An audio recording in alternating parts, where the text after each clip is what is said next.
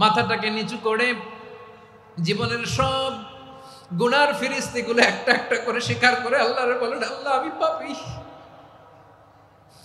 আল্লাহ আমার চেয়ে বড় পাপী এই দুনিয়াতে কেউ নাই। আমরা বলবো, আল্লাহ তুমি প্রশ্ন করার আগে তোমার একটা কথা বলি, আমারে কিছু জিজ্ঞেস করো না, আমি সব করেছি।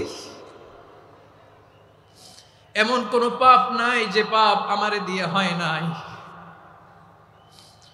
তোমার রহমত দিয়ে তুমি জান্নাতে পাঠাবা, তোমার দয়ায় জান্নাতে যেতে চাই, আমল দিয়ে না। পারবেন বলতে? কিয়ামতের দিন আমরা বলবো, আল্লাহ আমার আমল দিয়ে জান্নাত চাই না, আমি তোমার দয়া দিয়ে জান্নাত চাই।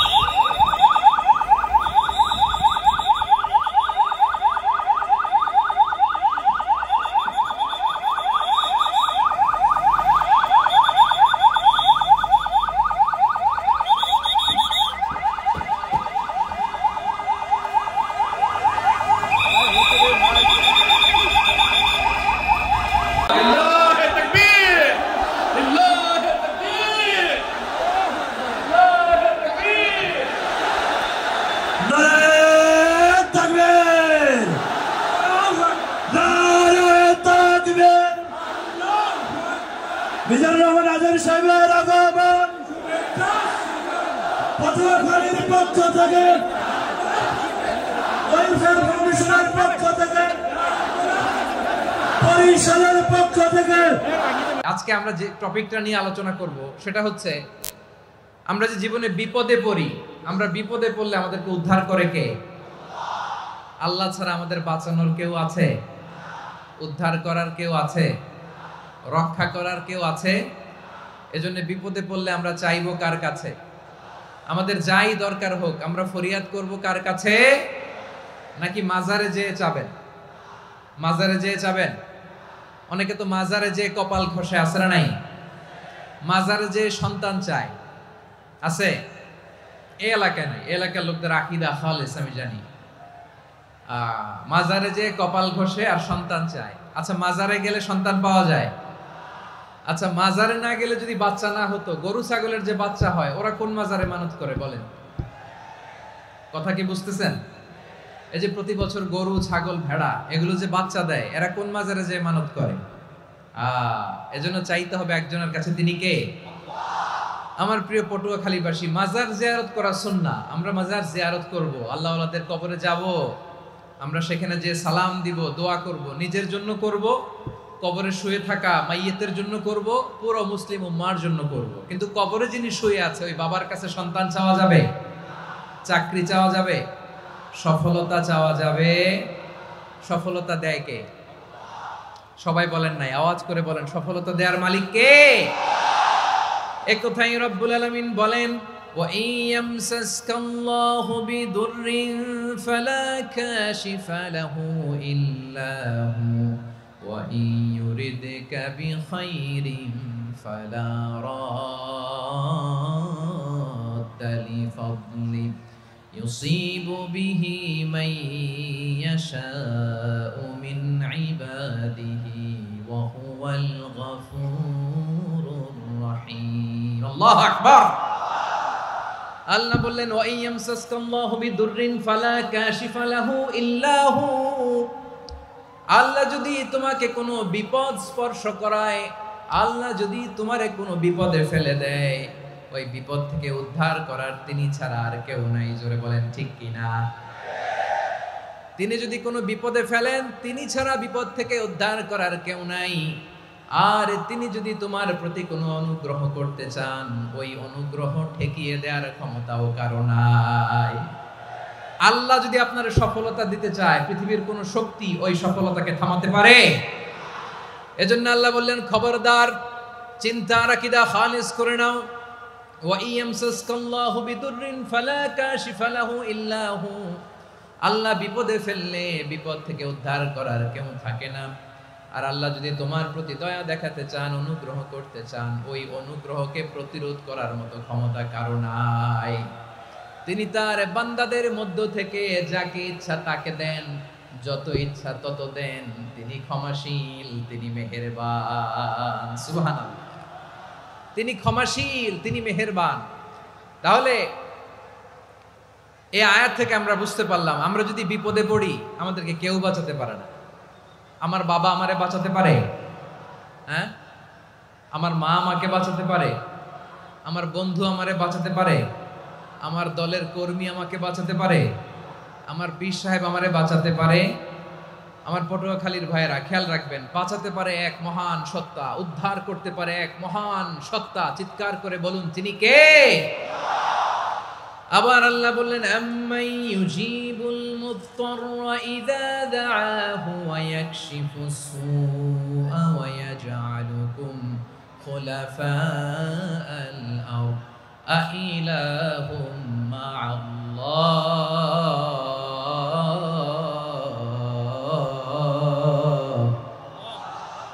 ক্বালিলাম মা তাযাক্কারুন। রব্বুল আলামিন বলেন, বিপদে পড়ে কাতর কণ্ঠে চিন্তাগ্রস্ত হয়ে যখন কেউ ফরিয়াদি হয়ে আল্লাহর ডাকে হাত তোলে, তখন এই ব্যক্তির ডাকে সাড়া দেয় কে? সবাই বলুন। কণ্ঠে বিপন্ন অবস্থায় আপনি যখন কেঁদে কেঁদে হাত তুলে আপনার দুঃখের কথা জানান, আপনি যখন ডাকেন তারে, তখন আপনার ডাকে সাড়া দেয় কে? আল্লাহ বলে, আমি সাড়া দেই। তোমাদের বিপদকে মুক্ত করে দেয় কে? ওই আল্লাহর সাথে কোন উপাস্য আছে নাকি? কিন্তু খুব অল্প সংখ্যক লোকই তোমরা উপদেশ গ্রহণ করো। কথাটা কার? তাহলে বিপন্ন মানবতা যখন কাঁদে, মানুষ যখন বিপদে পড়ে নিরুপায় হয়ে ফরিয়াদ করে, তার ডাক শোনার কেউ নাই একজন ছাড়া। চিল্লায় বলেন তো, তিনি কে? এজন্য আমরা ফরিয়াদের হাত কার দিকে তুলব? প্রিয় পটুয়াখালী বলেন, ফরিয়াদের দুটো হাত আমরা কার দিকে তুলব? এবং খেয়াল রাখতে হবে, মাথার সাথে সেট করে নিতে হবে, আল্লাহ ছাড়া আমাকে উদ্ধার করার কেউ নাই। এই পৃথিবীতে কেউ আপন না। প্রিয় ভাইরা, বিপদে পড়লে বোঝা যায় কেউ আপন না। আপন শুধু একজন মহান সত্তা, তিনি কে? এটা কি আপনারা খেয়াল রাখতে পারবেন? হ্যাঁ, বিপদে আপদে কেউ আমাদের বাঁচাতে পারে না, তরাতে পারে না, মুক্তি দিতে পারে না, উদ্ধার করতে পারে না, একমাত্র আমার প্রভু ছাড়া, আল্লাহ ছাড়া। চিল্লায় বলেন ঠিক কিনা? এবং প্রিয় পটুয়াখালীর ভাইয়েরা, মাথার সাথে এটা সেট করে নিতে হবে যে আমাদের পুরো জীবনটাই পরীক্ষা। পুরো জীবনটাই কি? The life is a test. পুরো জীবনটাই পরীক্ষা। এই জীবনে বিপদ আসবে, আপদ আসবে, পরীক্ষা আসবে, সবার জীবনে এটা থাকে। এক একজনের পরীক্ষা এক এক রকম। আমার পরীক্ষা একরকম, মাসুদ ভাইয়ের পরীক্ষা একরকম, চৌধুরী সাহেবের পরীক্ষা একরকম, আপনার পরীক্ষা একরকম, ওনার পরীক্ষা আবার আরেক রকম। পুরো পৃথিবীটাই পরীক্ষা ক্ষেত্র, সবাই পরীক্ষা দিচ্ছি, কিন্তু কারো পরীক্ষা প্রশ্নের সাথে কারোটার মিল নাই। সুবহানাল্লাহ পড়বেন না? পুরোটাই পরীক্ষা ক্ষেত্র, সবাই পরীক্ষার্থী, কিন্তু প্রশ্নপত্র একটার সাথে আরেকটা মিলে না। One doesn't match the other. একজনেরটার সাথে আরেকজনেরটা মিলে না। কাউকে আল্লাহ তাআলা ধনী বানিয়ে পরীক্ষা করেন। কি বানিয়ে? কথা কি বুঝতেছেন নাকি কষ্ট হচ্ছে? কষ্ট হচ্ছে আপনাদের? কাউকে আল্লাহ ধনী বানিয়ে পরীক্ষা করেন, আবার কাউকে আল্লাহ তাআলা গরিব বানিয়ে পরীক্ষা করেন, কাউকে আল্লাহ অসুস্থ বানিয়ে পরীক্ষা করেন। কেউ দেখবেন যে দুরারোগ্য ব্যাধিতে আক্রান্ত, ডাক্তার বলেছে আর সময় নাই, দুরারোগ্য ব্যাধি, ক্যান্সার, যার নেই কোনো অ্যান্সার, তার জন্য পরীক্ষা হচ্ছে এই রোগ। আরেক লোক দেখবেন তার আবার রোগ বালাই নাই, মাশাআল্লাহ, তাকে আল্লাহ তাআলা আর্থিক দৈন্যতা, দারিদ্রতা দিয়ে পরীক্ষা করছেন। এরকম আছে না নাই? টাকা পয়সা নাই, দিন আনে দিন খায়, যা আছে তাতে চলে না, এটা তার জন্য পরীক্ষা। আবার আরেক শ্রেণীর লোক দেখবেন তাকে আল্লাহ অসুস্থতাও দেয় নাই, দারিদ্রতাও দেয় নাই, তার দাম্পত্য জীবনের সমস্যা আছে না নাই? স্ত্রী কথা শোনে না, অথবা ছেলে মেয়ে কথা শোনে না। তাহলে পরীক্ষা সবার জীবনে আছে, এক একজনের পরীক্ষাটা এক এক রকম। আল্লাহ তাআলা দেখতে চায় যে এই পরীক্ষার সময় আমরা কিরকম রেসপন্স করি, how to deal with the test, কিভাবে এই বিপদ আপদ পরীক্ষাগুলোকে আমরা হ্যান্ডেল করব, ডিল করব। এটা হচ্ছে আজকের আলোচনার বিষয়। বুঝতে পেরেছেন সবাই আমার প্রিয় ভাইয়েরা? তাহলে পরীক্ষাময় আমাদের জীবন, বিপদ আপদ পরীক্ষা, এটা মানুষের পিছু ছাড়ে না। সবার জীবনে পরীক্ষা আছে। নবীদের জীবনেও পরীক্ষা ছিল। সাহাবারা জিজ্ঞেস করেছেন, ইয়া রাসূলুল্লাহ, আইয়ুন নাসি আশাদ্দু বালাআন ফিদ দুনিয়া, এই দুনিয়ার বুকে কাদের পরীক্ষা সবচেয়ে বেশি? বিশ্বনবী বলেছেন, আল আম্বিয়া। এই পৃথিবীতে সবচেয়ে বেশি পরীক্ষা আল্লাহ তাআলা নিয়ে থাকেন নবীদের। কাদের? নবীদের। সুম্মাল আমসাল ফাল আমসাল, এরপরে নবীদের পরের স্তরে যারা, তাদের পরীক্ষা। এরপরে তাদের পরের স্তরে যারা, তাদের পরীক্ষা। সিদ্দিকিনদের, শুহাদাদের, সলিহিনদের, আল্লাহওয়ালাদের। যার ঈমান যত মজবুত, তার জীবনে পরীক্ষাও তত বেশি। চিল্লায় বলেন ঠিক কিনা? তাহলে মুমিনরা, বিশ্বাসীরা, আমরা কি পরীক্ষা বিপদ আপদে ভয় পাই? হ্যাঁ, বিপদ দেখলে ভয় লাগে আপনাদের? ভয় লাগে? হ্যাঁ, না, মুমিনরা বিপদে ভয় পায় না, তারা হতাশ হয় না, সুবহানাল্লাহ, তারা নিরাশ হয় না। বিশ্বাসীরা হাল ছেড়ে দেয় না, তারা ভরসা রাখে একজনের উপর। চিল্লায় বলতে হবে তিনি কে? কারণ মুমিন জানে the grief isn't permanent, the test isn't permanent, the struggle in our life isn't permanent. আমাদের জীবনের দুঃখ, কষ্ট, স্ট্রাগল, এগুলো পার্মানেন্ট নয়। After every difficulties there is an ease. সব কষ্টের পরেই একটা সুখ আছে না নাই? রব্বুল আলামিন বলেন, ফা ইন্না মাআল উসরি ইউসরা, ইন্না মাআল উসরি ইউসরা, ভয় পেও না, চিন্তা করো না, কষ্টের সাথেই আমি রেখে দিয়েছি স্বস্তি। সুবহানাল্লাহ বলেন। মুমিন জীবনে বিপদ যত বেশি, কষ্ট যত বেশি, তার সামনে সফলতা তার চেয়েও বেশি। ঠিক কিনা বলেন? কারণ বিশ্বাসীরা জানে রাত্রি যত গভীর হয়, সুবহে সাদিকের সময় তত আগাতে থাকে। গর্ভবতী নারীর পেটের ব্যথা যত বাড়তে থাকে, ঘরে নতুন মেহমান আগমনের সময় ঘনাতে থাকে। মুমিনদের উপর বিপদ, অত্যাচার, আপদ, পরীক্ষা যত বাড়তে থাকে, কালেমার পতাকা উড্ডয়নের সময় কাছে আসতে থাকে। বিশ্বাসীদের এগুলো হিসাব মিলানো অনেক আগে, এগুলো অনেক আগে হিসাব মিলানো। দুঃখের আধার শেষে সুখের আলো মিটি মিটি হাসে। চিল্লায় বলেন ঠিক কিনা? দুঃখ যত বেশি, পরীক্ষা যত বেশি, কষ্ট যত বেশি, সুখের সময় তত কাছাকাছি চিল্লায় বলতে হবে, ঠিক কিনা? এজন্য মুমিন জীবনে পরীক্ষা বেশি, মুমিনদের হতাশা নাই, মুমিনরা নিরাশ হয় না, হতাশ হয় কাফিররা। মুমিনরা কখনো হাল ছেড়ে দেয় না, মুমিনরা ভরসা রাখে একজনের উপর, তিনি কে? তাহলে আমার প্রিয় পটুয়াখালীবাসী, বিপদ থাকবে, পরীক্ষা থাকবে, এই বিপদ থেকে আমাদেরকে উদ্ধার করবেন একজন, তিনি কে? আমরা শুধু আল্লাহর উপরই ভরসা রাখবো। রাজি আছেন তো? চাইবো একজন সত্তার কাছে, আওয়াজ করে বলুন, তিনি কে? একজন সত্তার কাছে চাইবে। বিশ্বনবী ওনার চাচাতো ভাই আব্দুল্লাহ ইবনে আব্বাস রাদিয়াল্লাহু তাআলা আনহুকে বললেন, ইয়া আব্দুল্লাহ ইবনে আব্বাস, হে আব্দুল্লাহ ইবনে আব্বাস, ইযা সাআলতা ফাসআলিল্লাহ, যখন চাইবে আল্লাহর কাছে যাও। ও আব্দুল্লাহ, যখন চাইবা আল্লাহর কাছে চাও। ওয়া ইযা ইসতাআনতা ফাসতাইন বিল্লাহ, যখন সাহায্য চাইবা আল্লাহর কাছে ফরিয়াদ করো। জেনে রেখো ও আব্দুল্লাহ, ওয়া'লাম আন্নাল উম্মাতা লাউ ইজতামাআত আলা আন ইয়ানফাউকা বিশাইইন লাম ইয়ানফাউকা ইল্লা বিশাইইন ক্বাদ কাতাবাহু আল্লাহু লাক। ও আব্দুল্লাহ, জেনে রেখো, মনে রেখো, গোটা বিশ্বের সবাই মিলে যদি তোমার উপকার করতে চায় ততটুকুই তারা করতে পারবে যতটুকু আল্লাহ তোমার নসিবে সেটা লিখে রেখেছে, ঠিক কিনা বলেন? আর যদি গোটা বিশ্বের সবাই মিলে তোমার বিরুদ্ধে কনস্পাইরেসি করে, ষড়যন্ত্র করে, গোটা বিশ্বের সবাই মিলেও যদি তোমার ক্ষতি করতে চায় ততটুকুই শুধু পারবে যেটা আল্লাহ তোমার জন্য বরাদ্দ রেখেছে। যতটুকু আল্লাহ তাআলা তোমার জন্য বরাদ্দ রেখেছে অতটুকুই ক্ষতি করতে পারবে, আর এক চুল বেশিও করতে পারবে না, কমও করতে পারবে না। চিল্লায় বলেন, ঠিক কিনা? এজন্য আমরা চাইবো কার কাছে? সবাই বলেন নাই, আওয়াজ করে বলেন, কার কাছে? সব সময় আমরা আল্লাহর কাছে চাইবো, বিপদে আপদে, সুখে দুঃখে, সচ্ছল অবস্থায় অসচ্ছল অবস্থায়, পরাজয়ের সময় বিজয়ের সময়, সব সময় আমরা ভরসা রাখবো কার উপর? সবাই বলুন। একদল লোক আছে যারা বিপদে পড়লে আল্লাহরে ডাকে, আছে না নাই? পটুয়াখালীতে মাশাআল্লাহ নাই। বিপদ আসলে আল্লাহরে ডাকে, বিপদ নাই আল্লাহও নাই।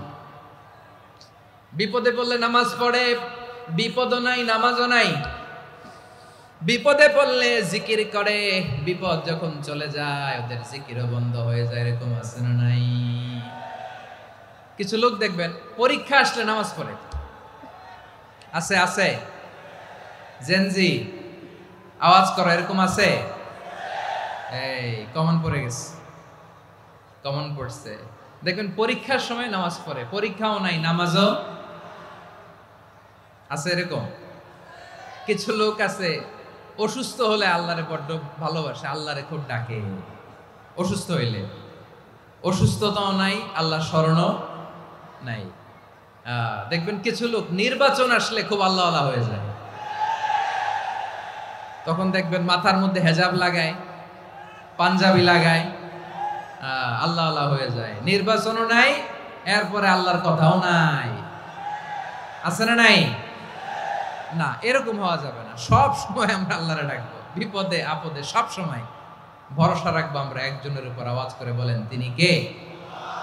এ কথায় আল্লাহ তাআলা আমাদের চোখে আঙ্গুল দিয়ে জানিয়ে দিলেন, ফাইদা রাকিবু ফিল ফুলকি দা'আবুল্লাহা মুখলিসিনা লাহুদ্দিন ফালাম্মা নাজ্জাহুম ইলাল বাররি ইযা হুম ইউশরিকুন।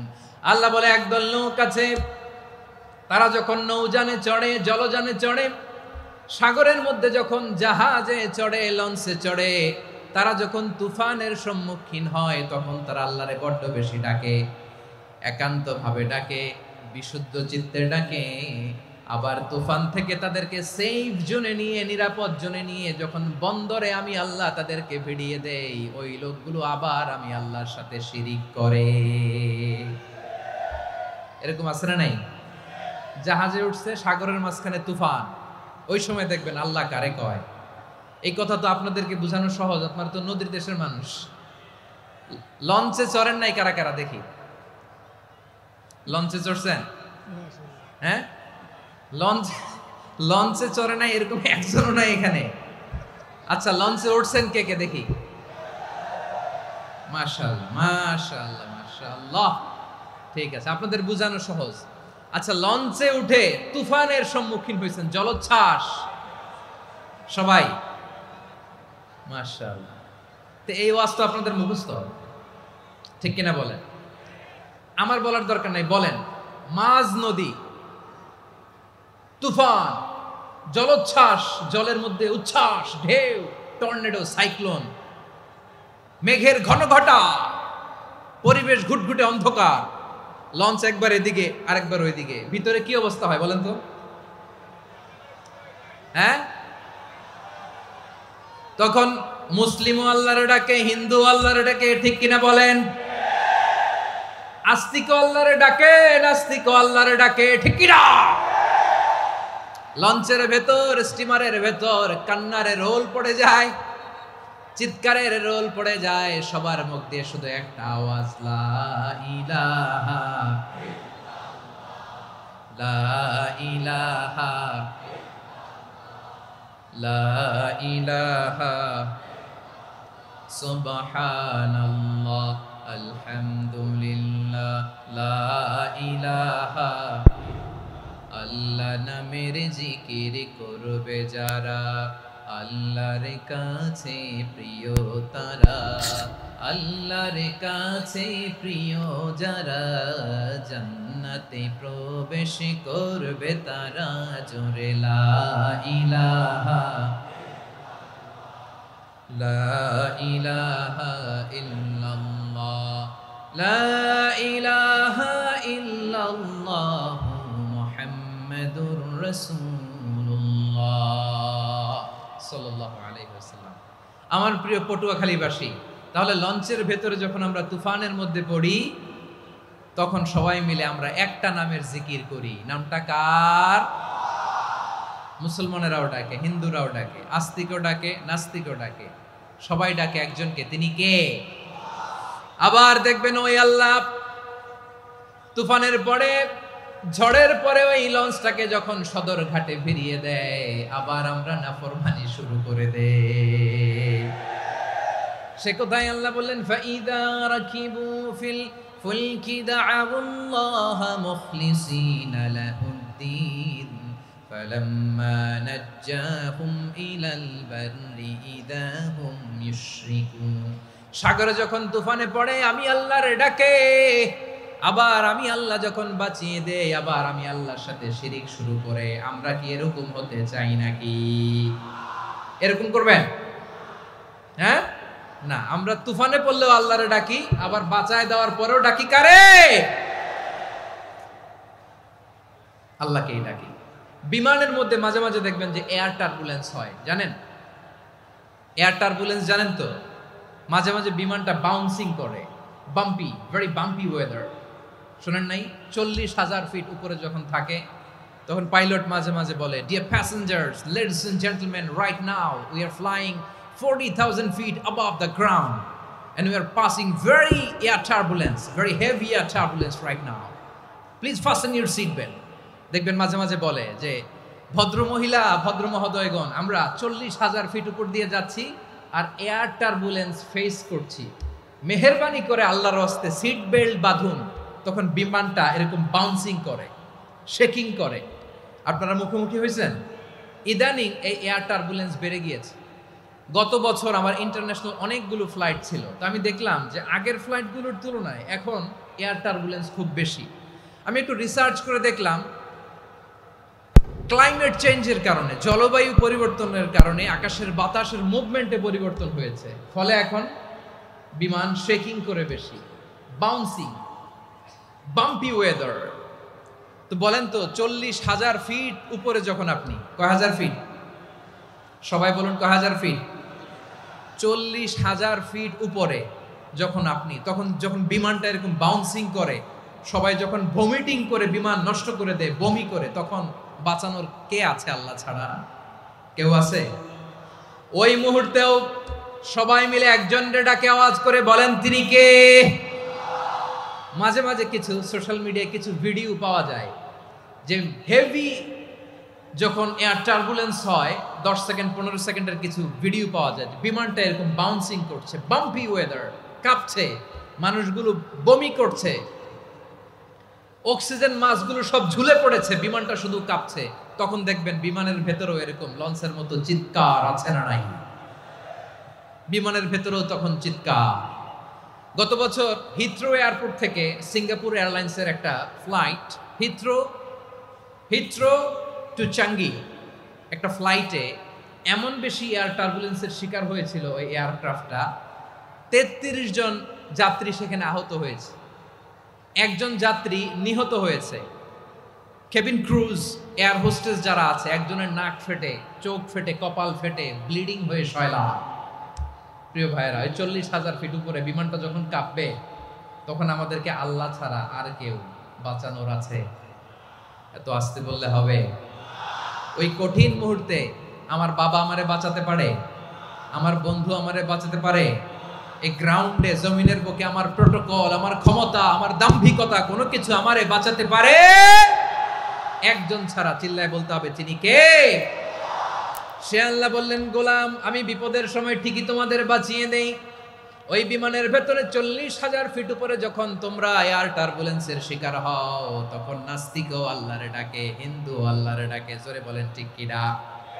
আবার বিমানটা যখন শান্ত হয়ে যায়, একটু পরেই বিমানের স্ক্রিনের মধ্যে হিন্দি সিনেমা খোঁজে। বিমানের স্ক্রিনে কিন্তু বিশাল ওখানে আফলাম ফিল্মের একেবারে বোঝাই করা। বিমানটা শান্ত হলে আবার হিন্দি সিনেমা দেখা শুরু করে। একটু আগে ডাকছিল কারে? দেখবেন বাংলাদেশে আমাদের ক্রিকেটাররা যখন অন্য কোনো দেশের সাথে খেলে, অনেক সময় এমন হয়, বল বাকি একটা, রান দরকার 6টা। বল বাকি কয়টা? পটুয়াখালী বুঝে নাই বোধহয়। বল বাকি কয়টা? রান দরকার। আপনি দেখবেন ক্যামেরাম্যান তখন গ্যালারিতে খালি দেখায় দর্শকদের যে কি অস্থিরতা। হিপ হপ স্টাইলের মেয়েটা, যে মেয়েটার ওড়না এতক্ষণ ছিল গলায়, এতক্ষণ কই ছিল, ওই মেয়েটা দেখবেন ওড়নাটা টেনে মাথায় দিয়ে এরকম মুনাজাত ধরতেছে, আল্লাহ আল্লাহ, একটা ছক্কা, আল্লাহ আল্লাহ, আমার লাল সবুজের পতাকারে তুমি অপমানিত কইরো না আল্লাহ, ইন্ডিয়ার সাথে আমাদের খেলা, আল্লাহ আল্লাহ, একটা ছক্কা, একটা। পুরো খেলা জুড়ে এই মেয়ের ওড়না ছিল গলায়, কিন্তু যখন 1 বলে 6 রান দরকার, ওড়না চলে আসছে কোথায়? মাথায়। আবার মুনাজাত আছে না নাই? ঠিকই বাংলাদেশের দামাল ছেলে এমন এক শট মারলো, বল চলে গেল স্টেডিয়ামের বাইরে, ছক্কা, জিতে গেলাম আমরা। পুরো স্টেডিয়াম জুড়ে চিৎকার, হই হুল্লোড়, মৌজ মাস্তি। যেই মেয়েটা মাথার মধ্যে ওড়না দিয়ে এতক্ষণ সুবহানাল্লাহ সুবহানাল্লাহ বলে আল্লাহর কাছে দোয়া করেছে, ওই মেয়ে এখন আবার ওড়না ফেলে দিয়ে নাচা শুরু করে দিয়েছে। তাহলে আল্লাহর ভয়, আল্লাহর প্রতি আস্থা, বিশ্বাস, ভালোবাসা, এটা কি ক্ষণিকের জন্য? মানে আমার যখন লাগবে তখন আল্লাহর ইউজ করবো নাকি? হ্যাঁ, বিপদে আপদে, সুখের সময় দুঃখের সময়, সচ্ছল অসচ্ছল অবস্থায় বিশ্বাসীরা ভরসা রাখে একজনের উপর। চিৎকার করে বলো, পটুয়াখালী তিনি কে? সে আল্লাহ বললেন, গোলাম, মনে করো না জাহাজ থেকে সদরঘাটে ভিড়িয়ে দিলাম, তুমি নিরাপদ হয়ে গেছো। মনে করো না 40,000 ফিট থেকে সেফ ল্যান্ডিং এর পরে এয়ারপোর্টে নেমে গেলেই তুমি নিরাপদ হয়ে গেছো। ও মিয়া, বিপদ কি শুধু সাগরে আর আকাশে? ঘরের ভেতরও বিপদ আসতে পারে কি পারে না? এজন্য সূরা মুলক আল্লাহ বললেন, আমিনতুম মান ফিস সামাই আন ইয়াখসিফা বিকুমুল আরদা ফাইদা হিয়া তামুর। তোমরা কি ভাবছো তোমরা নিরাপদ? সাগরের মধ্যে তুফান, আল্লাহ আল্লাহ ডাকলাম, সদরঘাটে যেয়ে পড়ছি, বাইসে গেছেন তো আপনি। আর পাবে আপনারে আল্লাহ? আল্লাহরে তো সাগরের মাঝখানে তো আল্লাহ আপনারে পাইছিল, আর তো পাবে না। আর পাবে আপনারে? আর আল্লাহ ধরতে পারবে আপনারে? ঘরের ভেতরও বিপদ দিয়ে আটকাতে পারে কে? 5 স্টার 7 স্টার হোটেলের ভেতরও আমাকে বিপদের মধ্যে ফেলে দিতে পারেন কে? আল্লাহ বললেন, তোমরা কি ভেবেছো তোমরা নিরাপদ? আমি চাইলে ল্যান্ডস্লাইডস, ভূমি ধস দিয়ে 1 লক্ষ 1 মুহূর্তে নিয়ে যেতে পারি। এক সুনামি দিয়ে থাপ্পড় মেরে 3 লক্ষ সাগরের ভেতরে ঢুকায় দিতে পারি। 1 সেকেন্ডও লাগে না আমার। أم أمنتم من في السماء أن يرسل عليكم হাসিবা ফাসাতা'লামুনা কাইফা নাযীর। আল্লাহ চাইলে আকাশ থেকে পাথর বৃষ্টি নাজিল করতে পারেন কি পারেন না? এই মুহূর্তে এখানে ভূমিকম্প দিতে পারেন কি পারেন না? আচ্ছা, ভূমিকম্প যখন হয় আমাদের কারো হুঁশ থাকে? আপনি মনে করছেন আমরা সাধারণ মানুষ, আমরা দৌড় দেই, আর প্রেসিডেন্ট প্রধানমন্ত্রী ওনারা বুঝি খাটে শুয়ে থাকে? কথা বুঝে নাই বোধহয়। ভূমিকম্প, আর্থকোয়েক যদি হয়, বাঁচার জন্য আমরা কি করি? হয় খাটের তলায়, ডাইনিং টেবিলের নিচে, উপরে শক্ত কিছু আছে এটার নিচে, অথবা ঘর থুইয়া দেও দৌড়। তো প্রধানমন্ত্রী উনি কি করে? প্রেসিডেন্ট উনি কি করে? হ্যাঁ, উনি খাটের মধ্যে যে শুয়ে থাকে নাকি? উনিও দৌড়, সাধারণ মানুষও দৌড়, প্রধানমন্ত্রীও দৌড়, বাড়িওয়ালাও দৌড়, ভাড়াটিয়াও দৌড়, সবাই দৌড়। নাকি ভাড়াটিয়ারা বাড়ি থুইয়া দৌড়, বাড়িওয়ালারা আর বেরোয় না? এরকম না। তাহলে যে কোনো মুহূর্তে ভূমিকম্প দিয়ে নাস্তানাবুদ করতে পারে কে? আমার প্রিয় ভাইয়েরা, আমরা নিরাপদ নই, আমরা তার দয়ায় বেঁচে আছি। কার দয়ায়? এজন্য আল্লাহ বললেন, গোলাম, যে কোনো মুহূর্তে বিপদ দিয়ে তোমাদেরকে নাস্তানাবুদ করতে পারি। বিশ্বাসী বলে যদি নিজেকে দাবি করো, সব সময় ডাকতে হবে একজন সত্তাকে। বলেন তিনি কে? এই কথা ক্লিয়ার? এই সবগুলো উদাহরণ শেষে সবার কাছে ক্লিয়ার হয়েছে না যে বিপদ থেকে, আপদ থেকে, পরীক্ষা থেকে, ক্যালামিটি থেকে আমাদেরকে কেউ বাঁচাতে পারে না একজন সত্তা ছাড়া। আবারও বলেন তো তিনি কে? ক্লিয়ার? হ্যাঁ, সবাই বুঝতে পারছেন? আচ্ছা, এবার আমরা দেখি বিষ্ণু ইসা ইসলামের জীবনে বিপদ আপদ ছিল কিনা। উনি বিপদ আসলে কিভাবে ডিল করতেন, বিপদ আসলে কোন দোয়া পড়তে হয়, কিভাবে ফরিয়াদের হাত উত্তোলন করতে হয়, কিভাবে রবের দরবারে নতজানু হয়ে ফরিয়াদ করতে হয়, এটা জানার দরকার আছে না নাই? আসুন আমরা বিশ্বনবীর জীবনী থেকে দেখি বিপদ আসলে উনি কি করতেন। বিপদ আসলেই প্রথমে বিশ্বনবী সাল্লাল্লাহু আলাইহি ওয়াসাল্লাম একটা দোয়া পড়তেন। কি পড়তেন? তিনি পড়তেন, ইন্না লিল্লাহি ওয়া ইন্না ইলাইহি রাজিউন। নিশ্চয় আমরা আল্লাহর জন্য, নিশ্চয় আমরা কার দিকে ফিরবো ভাই? আবার কার দিকে ফিরবো? আওয়াজ করে বলুন তো, আমরা এসেছি কার কাছ থেকে, আবারও ফিরে যাব কার কাছে? এজন্য বিশ্বনবী পড়ছেন, ইন্না লিল্লাহি ওয়া ইন্না ইলাইহি রাজিউন। নিশ্চয় আল্লাহর জন্য, ওই আল্লাহর দিকেই আমরা ফিরে যাব। তারপরে বিশ্বনবী পড়তেন, আল্লাহুম্মা আজুরনি ফি মুসিবাতি ওয়াখলুফ লি খায়রাম মিনহা। একসাথে প্রথমে পড়তেন ইন্না লিল্লাহি ওয়া ইন্না ইলাইহি রাজিউন, তারপর পড়তেন আল্লাহুম্মা আজুরনি ফি মুসিবাতি ওয়াখলুফ লি খায়রাম মিনহা। মানে আল্লাহ, এই যে আমি বিপদে ধৈর্য ধারণ করলাম, এটার সব তুমি আমারে দাও, আর যেটা হারালাম এর চেয়ে ভালো কিছু দিয়ে মেকআপ করে দিও, ভালো কিছু দিয়ে বদল করে দিও। সুবহানাল্লাহ পড়েন। তাহলে বিপদ আসলে আমরা কি পড়ব? কথা বলেন। এই যে আমি শুয়েছিলাম, নাশিদ গাচ্ছিল ওরা, এদেশে পরস্পরে দেখা হলে দেয় সালাম, এদেশে আমজনতার হৃদয় জুড়ে পাকালাম, এদেশে বিপদ এলে সর্বজনে সর্বক্ষণে দোয়া পড়ে ইন্না লিল্লাহ। কি পড়ে?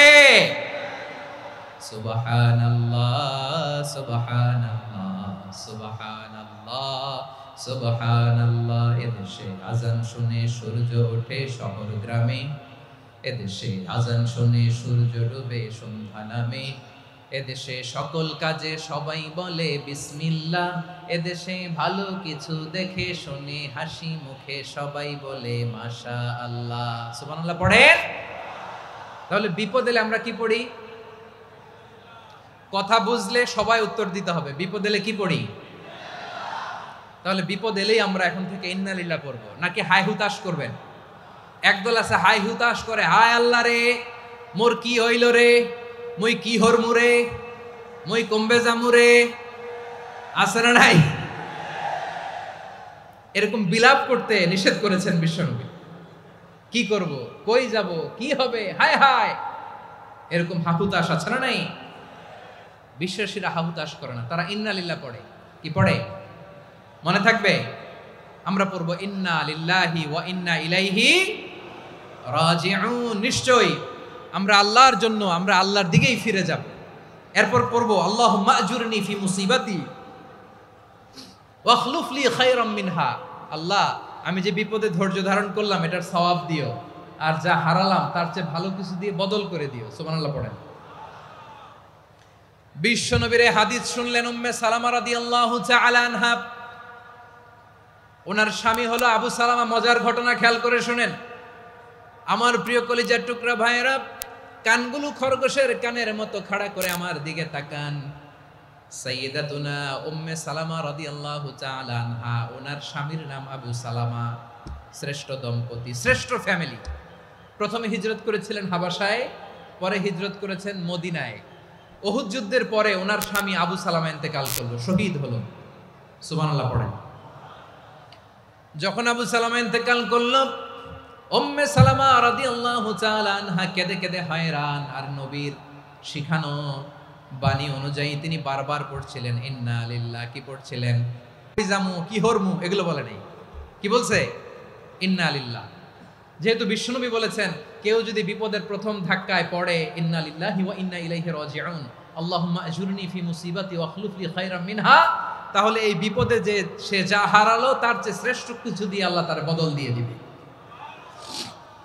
এই হাদিস শুনে উম্মে সালামা রাদিয়াল্লাহু তাআলা আনহা ওনার প্রাণ প্রিয় স্বামী আবু সালামার ইন্তেকালের পরে চোখের পানি ছাড়ে আর পড়ে ইন্না লিল্লাহি ওয়া ইন্না ইলাইহি রাজিউন, আল্লাহুম্মা আজুরনি ফি মুসিবাতি ওয়া আখলুফ লি খায়রাম মিনহা। বারবার এই দোয়া পড়ে চোখের পানি ছাড়ে, এই দোয়া পড়ে চোখের পানি ছাড়ে। আর মনে মনে বলে আবু সালামার মতো ভালো মানুষ মদিনাতে নাই, আবু সালামার চেয়েও ভালো মানুষ মদিনাতে নাই। তার চেয়ে ভালো মানুষ কি করে আল্লাহ তাআলা আমারে দিবে? তার চেয়ে ভালো মানুষ তো আমি মদিনাতে দেখি না। চোখের পানি দিয়ে বুক ভাসায় আর নবীর হাদিসের উপর আমল করে পড়ে ইন্না লিল্লাহি ওয়া ইন্না ইলাইহি রাজিউন, ইন্না লিল্লাহি ওয়া ইন্না ইলাইহি রাজিউন। পড়তে পড়তে চোখের পানি ছাড়ে আর চিন্তা করে বিশ্বনবী বললেন এই দোয়া পড়লে যেটা হারালাম তার চেয়ে ভালো কিছু দিয়ে আল্লাহ পুরস্কার দেয়। আবু সালামের চেয়ে ভালো মানুষ মদিনার মধ্যে আর কে হতে পারে? কি আজীব তামাশা, কি অবাক করা ঘটনা। কিছুদিন পরে দেখা গেল সাইয়্যিদুল মুরসালিন রাহমাতাল লিল আলামিন স্বয়ং বিশ্ব নবী উম্মে সালামাকে বিয়ের প্রস্তাব পাঠিয়েছে। স্বয়ং বিশ্ব নবী উম্মে সালামা রাদিয়াল্লাহু তাআলা আনহাকে বিয়ের প্রস্তাব পাঠিয়েছেন। উনি রাজি হয়ে গেলেন, বিয়ে হয়ে গেল। উনি হয়ে গেলেন উম্মুল মুমিনিন, আমাদের মা, পুরো মুসলিম উম্মার মা। চিৎকার করে বলেন আল্লাহু আকবার। তাহলে আমার প্রাণ প্রিয় ভাইয়েরা, বিপদে পড়লে আমরা পড়বো ইন্না লিল্লাহি ওয়া ইন্না ইলাইহি রাজিউন, আল্লাহুম্মা আজুরনি ফি মুসিবাতি ওয়া আখলুফ লি খায়রাম মিনহা। পড়বেন? পড়বেন না? যারা যারা বিপদ আসলে এই দোয়াটা পড়বেন এখন থেকে আওয়াজ করে ইনশাআল্লাহ বলেন। যা হারাইছেন তার চেয়ে শ্রেষ্ঠ জিনিস দিয়ে বদলা দিবে কে? বিশ্বাস হয়? একটু সন্দেহ লাগে মনে হয়, একটু সন্দেহ আছে? যাদের বিশ্বাস হবে তাদেরকে আল্লাহ উত্তম বদলা দিবে, ঠিক কিনা বলেন? তাহলে বিপদে পড়লেই প্রথমে আমরা এটা পড়ব। দোয়াগুলো যদি এখন মুখস্থ না হয়, এই যে রেকর্ডিং হচ্ছে পেয়ে যাবেন, কালকেই পেয়ে যাবেন। শুনে শুনে মুখস্থ করবেন। আমার মায়েরা, আমার বোনেরা, আপনাদের জন্য 3টি মাঠের অ্যারেঞ্জমেন্ট করা হয়েছে, আমি জানি। আপনারাও এই দোয়াগুলো পড়বেন, আপনার স্বামীকে শেখাবেন, সন্তানকে শেখাবেন, আপনার পুরো পরিবারটাকে জান্নাতের টুকরো বানিয়ে দিবে কে? তাহলে বিপদ আসলে প্রথমে কি পড়তে হবে এটা জেনে গেলাম। এরপরে বিপদ আসলে নিজেকে কি করে আল্লাহর কাছে সঁপে দিতে হয় এটাও জানার দরকার আছে না নাই? বিপদে প্রথমে ইন্না লিল্লাহ পড়লাম, ধৈর্য ধারণ করলাম, বিপদ থেকে উদ্ধারের সর্বোচ্চ চেষ্টা করলাম। আমার কাজ যখন শেষ তখন আমি আমার এই বিষয়টা আল্লাহর কাছে সঁপে দিব। কার কাছে সুপর্দ করব? কার কাছে? বিপদে বললে কেমন করে নিজেকে আল্লাহর কাছে সঁপে দিতে হয় আসুন সাইয়েদনা ইব্রাহিম আলাইহিস সালামের জীবনী থেকে জানি। আল্লাহর খলিল ইব্রাহিম আলাইহিস সালাম আমাদের মতো সমাজ ব্যবস্থা পায় নাই। আমরা জন্মের পরে আমাদের কানের ভেতরে আজান দিয়েছে কে? একামত দিয়েছে কে? আমাদের বাপদাদারা আমাদের কানে আজান দিয়েছে কি দেয় নাই? আমাদের জন্মের পরেই তো আজান, একামত, বাড়ির পাশে মসজিদ, প্রতিদিন আজান, জুমার খুতবা, প্রতি মাসে মাসে তাফসিরুল কোরআন মাহফিল, মসজিদ, মিনারা, অভাব নাই, ঠিক কিনা বলেন? আপনি যেই সুন্দর ইসলামিক এনভায়রনমেন্ট পেয়েছেন, আমাদের ইব্রাহিম খলিল উনিও কি এরকম পেয়েছিলেন? হ্যাঁ, উনি জন্মের পর পরে ওনার কানে আজান দিছে কেউ? আমার প্রিয় ভাইরা, আগা গোড়া একটা শিরকি পরিবেশ উনি জন্মগ্রহণ করেছে। উনি ছাড়া ওই তল্লাটে একজনও আল্লাহর উপর বিশ্বাসী নাই। কল্পনা করতে পারেন? গোটা তল্লাটে, গোটা দেশে বিশ্বাসী মুমিন আল্লাহর উপর বিশ্বাস স্থাপনকারী কয়জন? সবাই বলেন কয়জন? বাকি সব মুশরিক। বাকি সব মুশরিক নিজের সাথে নিজে শক্ত বোঝাপড়া করে, অ্যানালজি করে, সেলফ কনভারসেশন করে উনি মহা সত্যের সন্ধান পেয়েছে। উনি আকাশের তারা দেখে ভাবে মনে হয় এটাই আমার খোদা, পরে দেখে তারা নাই, মনে মনে বলে না তাইলে এটা না। আবার চাঁদ দেখে বলে চাঁদটা বড় মায়া লাগে, মনে হয় এটাই আমার রব, পরে দেখে চাঁদও নাই, কয় না এটা না।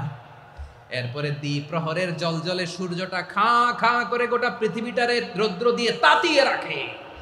তিনি ভাবলেন মনে হয় এটাই আমার রব, কারণ এটাই তো সবচেয়ে বড়। কিন্তু বিকেল বেলা ওই সূর্যটাও যখন চলে যায়, সাইয়েদনা ইব্রাহিম বলে না এটাও তো নাই, আমার খোদা যদি আমারে ছেড়ে চলে যায়, বিপদে পড়লে আমারে উদ্ধার করবে কে? এভাবে নিজের সাথে অ্যানালজি, সেলফ কনভারসেশন করতে করতে করতে তিনি মহা সত্যের সন্ধান পেয়েছেন। সুবহানাল্লাহ পড়েন। সব শেষে তিনি ডিসিশন নিয়ে ঘোষণা দিলেন, ইন্নী ওয়াজ্জাহাতু ওয়াজহিয়া লিল্লাযী ফাতারাস সামাওয়াতি ওয়াল আরদা হানিফান ওয়া মা আনা মিনাল মুশরিকিন। নিশ্চয় আমি এমন সত্তার দিকে মনোনিবেশ করলাম, মুখাপেক্ষী হলাম, যিনি আকাশ বানিয়েছেন, জমিন বানিয়েছেন, আমি মুশরিক নই। সুবহানাল্লাহ। পারতেন? আপনি পারতেন? কেউ নাই, লক্ষ লক্ষ মুশরিক, আপনি একা।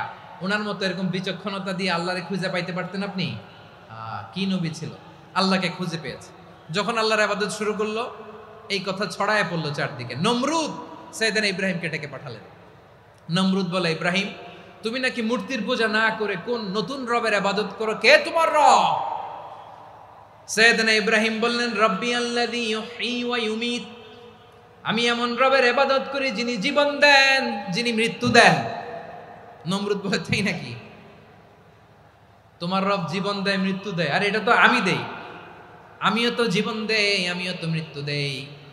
সাইয়েদনা ইব্রাহিম বললেন, কেমন করে তুমি জীবন দাও, মৃত্যু দাও, একটু দেখাও তো।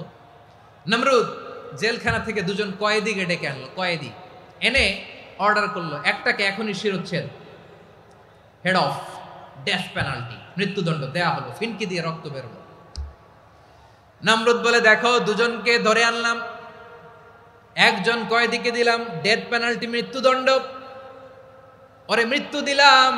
আরেকজন যে দাঁড়িয়ে আছে, চাইলে ওরেও আমি মৃত্যুদণ্ড দিতে পারি, কিন্তু না, ওরে আমি দিব না, ওরে আমি বাঁচাইয়া দিলাম, ছেড়ে দিলাম, মানে জীবন দিলাম। দেখো ইব্রাহিম, তোমার চোখের সামনে একজনরে মৃত্যু দিলাম, আর একজনরে জীবন দিলাম। আপাত দৃষ্টিতে তাই তো, একজনরে তো জীবন দিল, আরেকজনরে মৃত্যু দিল। সাইয়েদনা ইব্রাহিম এবার বিপাকে পড়ে গেলেন। কিন্তু এক একজন নবীকে আল্লাহ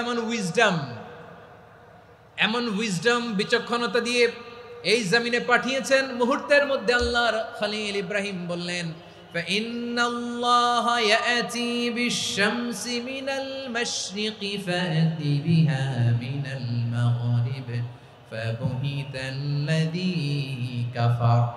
আল্লাহর খলিল ইব্রাহিম বললেন, নমরুদ বুঝলাম তুমি জীবন দাও, মৃত্যু দাও, দেখলাম, কিন্তু আমার রব, আমার আল্লাহ প্রতিদিন সকালবেলা উষা লগ্নে ওই পূর্ব দিগন্ত থেকে সূর্যটাকে উদিত করেন, সাঁঝের বেলা, বিকেল বেলা, কুথুরি লগ্নে, সন্ধ্যা বেলা ওই দ্বিপ্রহরের জল জলে সূর্যটাকে পশ্চিম দিগন্তে ডুবিয়ে দেন। মানে সকালবেলা পূর্ব দিক থেকে উদিত করা সূর্যটাকে পশ্চিম দিকে বিকেলে তিনি ডুবিয়ে দেন। তুমি যদি পারো ওই সূর্যটাকে পশ্চিম দিক থেকে উদিত করে পূর্ব দিকে ডুবিয়ে দাও। সুবহানাল্লাহ পড়বেন না?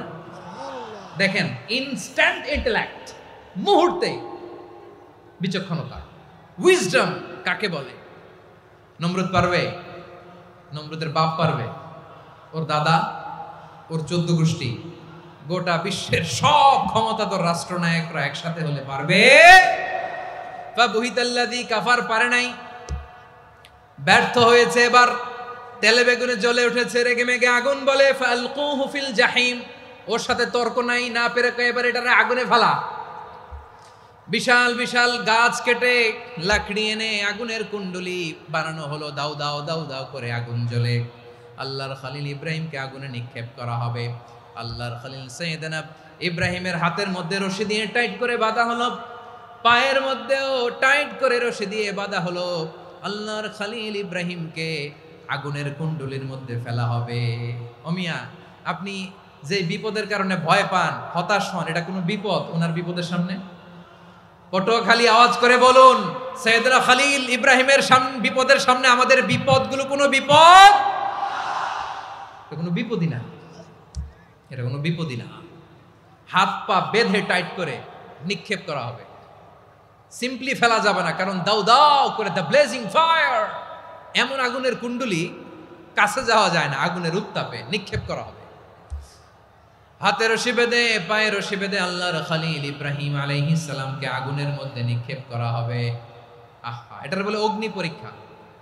উনি অগ্নি পরীক্ষার সম্মুখীন হয়েছিলেন। এজন্য কঠিন পরীক্ষাকে আমরা অগ্নি পরীক্ষার সাথে তুলনা করি, ঠিক কিনা? সাইয়েদনা জিবরাইল এসে বললেন, ও আল্লাহর খলিল, ওরা তো আপনার হাতও বেঁধে ফেললো, পাও বেঁধে ফেললো, নড়াচড়ার সুযোগ নাই, বলেন আমি জিবরিল ফেরেশতা আপনার জন্য কি করতে পারি? আল্লাহর খলিল ইব্রাহিম বলেন, ও জিবরাইল, তোমার কাছে আমার কোনো চাওয়া পাওয়া নাই। সুবহানাল্লাহ বলেন। তোমার কাছে বলার কিছু নাই, তোমার সাহায্যের আমার দরকার নাই। সাইয়েদনা ইব্রাহিম আলাইহিস সালামকে হাতে পায়ে রশি বেঁধে হাত পা বাঁধা অবস্থায় জ্বলন্ত অগ্নিকুণ্ডে যখন নমরুদের দলবল নিক্ষেপ করবে, আল্লাহর খলিল কিভাবে নিজেকে আল্লাহর কাছে সঁপে দিয়েছেন, পটুয়াখালীর ভাইরা খেয়াল করে শুনুন। হাত পা বেঁধে আল্লাহর খলিলকে যখন নিক্ষেপ করা হবে, তিনি মুখ ফুটে বলে ফেললেন, হাসবুনাল্লাহু ওয়া নি'মাল ওয়াকিল। হাসবুনাল্লাহু ওয়া নি'মাল ওয়াকিল, আমার জন্য আল্লাহই যথেষ্ট, আমার জন্য আল্লাহই যথেষ্ট। তিনি আমার সবচেয়ে বড় গার্ডিয়ান, তিনি আমার সবচেয়ে বড় অভিভাবক। জিব্রাইলের সাহায্যে অফারকে ফিরিয়ে দিলেন। দুনিয়ার বুকে কারো কাছে কিছু বলেন নাই, মুখ ফুটে বলেছেন হাসবুনাল্লাহ। ও আমার পটুয়াখালীর প্রাণের ভাইয়েরা, খেয়াল রাখবেন, কোন বান্দা তার হাতে থাকা সব চেষ্টাটুকুন করার পরে মুখ ফসকে মুখ দিয়ে যখন বলে ফেলে হাসবুনাল্লাহ, বান্দা যখন হাসবুনাল্লাহ বলে ফেলে, ওই ব্যাপারটা ডিল করার দায়িত্ব স্বয়ং আল্লাহ আরশের উপর থেকে নিয়ে নেয়। আপনি যখন বলে ফেলবেন হাসবুনাল্লাহ, এটা ডিলিং করবে কে তখন? চিল্লায় বলেন না, তিনি কে? বান্দা তার সাধ্যের সবটুকু চেষ্টার পরে নতজানু হয়ে যখন বলবে হাসবুনাল্লাহ, আল্লাহ তুমি আমার জন্য যথেষ্ট, নি'মাল ওয়াকিল, তুমি আমার শ্রেষ্ঠ অভিভাবক, তখন তার কি দরকার না দরকার এটা ডিল করে স্বয়ং আল্লাহ। নিক্ষেপ করা হলো সাইয়েদনা ইব্রাহিমকে অগ্নিকুণ্ডলিতে। হাজার হাজার মানুষের দৃশ্য দেখার জন্য জড়ো হয়েছে এরকম বিশাল ময়দানে। কিন্তু কি অবাক করা ঘটনা, সবাই ভয় পাচ্ছিল, না জানে কি হয়ে যায়। আল্লাহর খলিলকে যখন আগুনের কুণ্ডলিতে নিক্ষেপ করা হয়, আল্লাহর খলিল ইব্রাহিম আগুনের কুণ্ডলীর মধ্যে বসে বসে মানুষগুলোর দিকে তাকিয়ে হাসতে শুরু করে দেয়। কারণ আকাশ থেকে রব্বুল আলামিন স্পেশাল ভার্ডিক্ট নাজিল করেছেন, স্পেশাল হুকুম জারি করেছেন, কুলনা ইয়া নারু কুনি বারদান ওয়া সালামান আলা ইব্রাহিম। ও আগুন, খবরদার, সৃষ্টি শুরু থেকে তোকে একটা ধর্ম আমি বাতলে দিয়েছিলাম, তোর ধর্ম, আগুনের ধর্ম হলো যা পাবে জ্বালিয়ে সারখার করবে।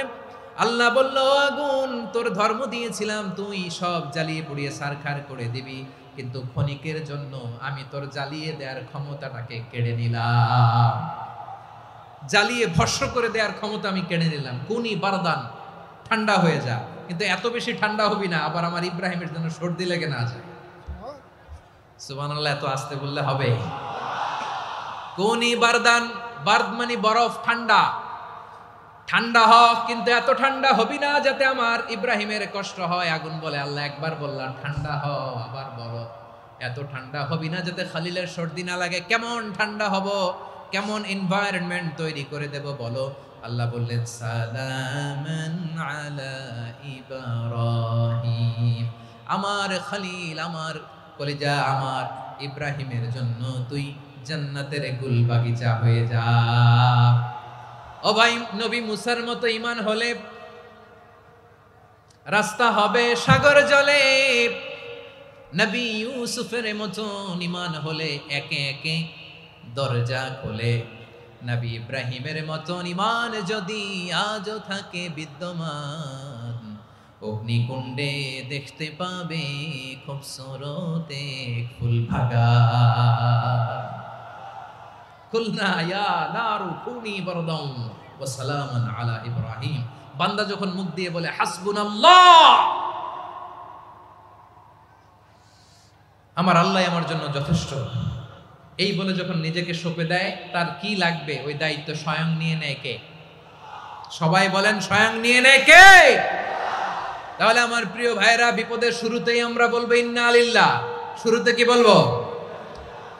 এরপরে যেই বাক্যটা পড়ে নিজের পরিস্থিতিকে আল্লাহর দরবারে সঁপে দিব, সেটা হচ্ছে হাসবুনাল্লাহ। সেটা কি? বিষ্ণু বলেন লা ইয়াজালু লিসানুকা রাতাবান মিন যিকরিল্লাহ। সব সময় আল্লাহর স্মরণ দিয়ে, জিকির দিয়ে জিহ্বাটারে সিক্ত রাখো। আর শয়তানু জাসিমুন আলা কলবি ইবনে আদম, শয়তান বনি আদমের কলবে খামচি মেরে বসে থাকে। ফাইদা যাকারাল্লাহ খানাসা, মানুষ যখন আল্লাহর স্মরণ করে জিকির করে, শয়তান দৌড়ে পালায়। ওয়া ইদা গাফালা ওয়াসওয়াসা, যখনই বনি আদম গাফেল হয়, তখনই শয়তান তার হৃদয়ে ওয়াসওয়াসা দেয়। এজন্য বিপদে পড়লে ইন্না লিল্লাহ, নিজের সব টুকুন করার পরে, নিজের রোল প্লে করার পরে নিজেকে আমরা কি বলে সঁপে দিব? সবাই বলেন, সবাই বলতে হবে। আরো জোরে বলেন, মনে থাকবে? বিপদে পড়লে প্রথমে ইন্না লিল্লাহ, এরপরে নিজেকে যখন সঁপে দিব তখন হাসবুনাল্লাহ। এরপরে কঠিন বিপদে যখন বিশ্বনবী পড়তেন তখন কি করতেন? এমন বিপদ মাঝে মাঝে হয় না, দেয়ালে পিঠ থেকে যায়, চোখে মুখে অন্ধকার, কি করব দিশা খুঁজে পাই না, এরকম হয় কখনো? হ্যাঁ, আপনাদের হয়? হয় না? তো জান্নাতে আছেন আপনারা। হয় হয় এরকম হয়েছে না যে দেয়ালে পিঠ থেকে গেছে, চোখে মুখে অন্ধকার, কই যাব, কি করব, বাঁচানোর কেউ না, এরকম হয়েছে কখনো আপনাদের? যদি হয় তাইলে এটার সলিউশন বলবো, না হইলে তো এগুলো বলে লাভ নাই। হয় হয় হয় বিশ্বনবী এরকম কঠিন বিপদে পড়েছেন জীবনের কিছু কিছু মুহূর্তে। ওই মুহূর্তে বিশ্বনবী স্পেশাল দুইটা দোয়া পড়তেন। এই দোয়াগুলো আপনাদেরকে জানিয়ে দেয়। বিশ্বনবী বলেন, কঠিনতম বিপদে যখন পড়বা, দেয়ালে পিঠ থেকে যায়, চোখে মুখে অন্ধকার, বাঁচার কোনো উপায় নাই, তখন পড়বা লা ইলাহা ইল্লা আনতা সুবহানাকা ইন্নী কুনতু মিনাজ জালিমিন। আল্লাহ, তুমি ছাড়া কোনো ইলাহ নাই, তুমি পবিত্র, নিশ্চয় আমি জালিমদের অন্তর্ভুক্ত। সুবহানাল্লাহ বলেন। এই দোয়া সাইয়েদনা ইউনূস আলাইহিস সালাম পড়েছিলেন যখন মাছের পেটে ছিলেন। কিসের পেটে? এবং অনেক মুফাসসিরিন ইকরাম বলেছেন, অনেক আহলুল ইলমরা বলেছেন, এটা হচ্ছে ইসমে আজম। ইসমে আজম এমন দোয়া যেটা দিয়ে দোয়া করলে আল্লাহ দোয়া কবুল করে, কিন্তু এটা কোনটা, এটা নিয়ে ইখতিলাফ আছে। কোন কোন আহলুল ইলম বলেন এই লা ইলাহা ইল্লা আনতা সুবহানাকা ইন্নী কুনতু মিনাজ জালিমিন, এটা হচ্ছে ইসমে আজম। সাইয়েদনা ইউনূস আলাইহিস সালাম পড়েছেন। আপনারা পড়েননি? তুফান হইলে পড়েন না? আমাদের এলাকায় তো এটা খুব, এটার উপর ব্যাপক আমল আছে। পটুয়াখালীতে কি অবস্থা বলেন? পড়েন পড়েন পড়েন পড়েন। একটা গল্প শুনেছিলাম, পাক হানাদার বাহিনী যখন বাংলাদেশে অ্যাটাক করত, ৭১ সালের ঘটনা বলতেছে, আমরা তো দেখি নাই, শুনছি আর কি। ৭১ যদি দেখতাম এতদিনে রাজাকার হয়ে যেতাম। আল্লাহ আমাদেরকে বাঁচাই দিছে, আল্লাহর মেহেরবানি, ঠিক কিনা বলেন? মন মতো হইলে মুক্তিযোদ্ধা, মন মতো না হইলে রাজাকার। কত কিছু দেখলাম এই শাহবাগের বুকে। আল্লাহ, ৭১ সালে দেখি নাই, আমরা শুনেছি পাক হানাদার বাহিনী জিজ্ঞেস করত মুসলিম না অমুসলিম চেক করার জন্য, বলতো কালেমা বল, কালেমা বাতাও। তো যারা কালেমা বলতে পারতো পাকিস্তানি বাহিনী নাকি ওদেরকে ছেড়ে দিত, শুনেছি। তো একজনকে, এক বাঙালিরে পেয়ে তার মাথার মধ্যে বন্দুকর নল ধরে বলতেছে কালেমা বল সালে, কালেমা বাতা, কালেমা বল। তো ভয়ের চোটে এই দোয়া পড়া শুরু করছে। ও পড়তেছে লা ইলাহা ইল্লা আনতা সুবহানাকা ইন্নী কুনতু মিনাজ জালিমিন। পাকিস্তানি বলে সালে ইয়ে তো মুসিবত কা কালেমা है। বাঙালি কয় হাম তো ভি মুসিবত মে है। পাকিস্তানি বলে বেটা কোন দোয়া বললি, এটা তো মুসিবতের কালেমা। কয় আমিও তো মুসিবতে আছি। আমার মাথার মধ্যে বন্দুক ধরে তুমি আমারে কালেমা জিজ্ঞেস করো, এখন কোনটা কালিমা আর কোনটা কি, তো আমার হুশ আছে নাকি? প্রিয় ভাইরা, আসলে এটা দুআউল মুসিবা, বিপদে পড়লে এ দোয়া পড়তে হয়। লা ইলাহা ইল্লা আনতা সুবহানাকা ইন্নী কুনতু মিনাজ জালিমিন। এটা পড়বেন আপনারা। এই দোয়া পড়ে সাইয়েদনা ইউনূস আলাইহিস সালাম মাছের পেট থেকে রক্ষা পেয়েছিলেন। রক্ষা করেছিল কে? তুমি ইউনূস নবীরে যখন খাইলো মাছেতে গিলিয়া, ফেরেশতা পাঠাইয়া দিলে ইসমে আজম দিয়া, প্রাণে ছিল যাহার ভয় সেথা পাইল আশ্রয়, প্রাণে ছিল যাহার ভয় সেথা পাইল আশ্রয়, মাছের পেট হতে সে যে পেল পরিত্রাণ। আল্লাহু আল্লাহু তুমি জাল্লে জালালুহু, শেষ করা তো যায় না গে তোমার গুণগান। আল্লাহু আল্লাহু, সুবহানাল্লাহ পড়ে। লা ইলাহা ইল্লা আনতা সুবহানাকা ইন্নী কুনতু মিনাজ জালিমিন। বিশ্বনবী বললেন, দেয়ালে পিঠ থেকে গেলে, চোখে মুখে অন্ধকার, বাঁচার কোনো উপায় নাই, তখন এই দোয়াটা পড়তে হবে। এই দোয়া পড়ে আল্লাহর কাছে ফরিয়াদ করলে বিপদ মুক্ত করবেন কে? কেন এই দোয়াটা আল্লাহর কাছে বড্ড প্রিয় জানেন আমার ভাইয়েরা? কারণ এই দোয়ার মধ্যে তিনটা জিনিস আছে। আমি যেরকম আঙ্গুল উঁচু করেছি এরকম করেন তো। তিনটা। কয়টা? তিনটা। এক নম্বরে হচ্ছে তাওহীদ, দুই নম্বরে তাসবিহ, তিন নম্বরে তাকরীর। আই রিপিট, আবারও বলছি, এক নম্বরে তাওহীদ, দুই নম্বরে তাসবিহ, তিন নম্বরে তাকরীর।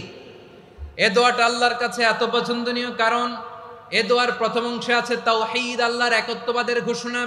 লা ইলাহা ইল্লা আনতা, ও আল্লাহ আপনি ছাড়া কোনো ইলাহ নাই, উপাস্য নাই। এই কথা বললে আল্লাহ বড্ড খুশি হয়ে যায়। সুবহানাল্লাহ পড়েন। এ দোয়ার দ্বিতীয় অংশে আছে তাসবিহ, মানে আল্লাহর প্রশংসা, প্রশংসা সূচক বাণী। সুবহানাক সুবহানাক সুবহানাক, ও আল্লাহ আমি আপনার পবিত্রতা ঘোষণা করছি। সুবহানাক, এই কথা শুনলেও আল্লাহ খুশি হয়ে যায়। সুবহানাল্লাহ পড়েন। এই দোয়ার তৃতীয় অংশে আছে তাকরীর। তাকরীর মানে পাপের স্বীকৃতি। তাকরীর মানে কি? তাকরীর মানে পাপের স্বীকৃতি। এই দোয়ার তৃতীয় অংশে আছে ইন্নী কুনতু মিনাল জালিমিন, ও আল্লাহ আমি জালিমদের অন্তর্ভুক্ত। আল্লাহ আল্লাহ আমি জালেম, আল্লাহ আমি ভুল করেছি, অন্যায় করেছি, আল্লাহ আমি জালেমদের অন্তর্ভুক্ত। এই পাপের স্বীকৃতি, অ্যাকনোলেজমেন্ট আল্লাহ বড্ড পছন্দ করে। যখন আল্লাহর কাছে আপনি ছোট হবেন, ছোট হতে হতে যত ছোট হবেন, ওই দৃশ্যটা দেখতে আল্লাহ বড্ড পছন্দ করে। সুবহানাল্লাহ বলেন। তিন নম্বর অংশ ইন্নী কুনতু মিনাজ জালিমিন, আল্লাহ আমি জালেমদের অন্তর্ভুক্ত। সাইয়েদনা আদম আলাইহিস সালাম ভুল করে যখন নিষিদ্ধ গাছের ফুল খেয়ে ফেললেন, ফল খেয়ে ফেললেন, আল্লাহ বললেন আদম ক্ষমা পেতে চাইলে তুমি আর হাওয়া মিলে স্বীকৃতি দাও, পাপের স্বীকৃতি আর পড়ো। রব্বানা যালামনা আনফুসানা ওয়া ইল্লাম তাগফির লানা ওয়া তারহামনা লানাকুনান্না মিনাল খাসিরিন। ও আল্লাহ আমি আদম আর হাওয়া, যালামনা আনফুসানা, আমরা আমাদের নফসের উপর বড্ড জুলুম করেছি। আল্লাহ ওয়া ইল্লাম তাগফির লানা ওয়া তারহামনা, আপনি যদি ক্ষমা না করেন, আপনি যদি দয়া পরবশ না হন, আপনি যদি রহম না করেন, আমরা তো ক্ষতিগ্রস্তদের মধ্যে শামিল হয়ে যাব। এই দোয়া করার সাথে সাথে সাইয়েদনা আদম আর হাওয়া আলাইহিস সালামকে ক্ষমা করে দিলেন কে?